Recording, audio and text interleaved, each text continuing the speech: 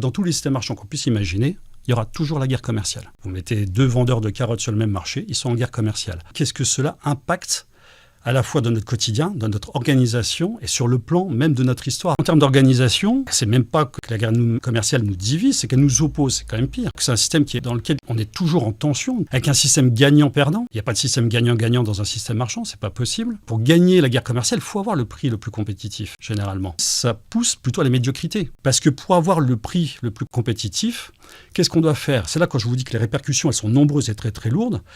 Il faut avoir le moins de travailleurs possible pour avoir le moins de salaire à payer possible. Vu qu'on a le moins de travailleurs possible, il faut leur mettre une pression maximum pour avoir un rendement qui soit vraiment très très fort. Ne jamais augmenter les salaires. Et c'est pour ça qu'on voit au cours de notre histoire une augmentation de la productivité et de la pression, mais une augmentation des salaires qui est quasiment nulle. Et d'avoir le prix le plus compétitif, le moins cher, et donc ce qui est vendu le plus au monde, généralement c'est ce qui a le moins de bonne qualité.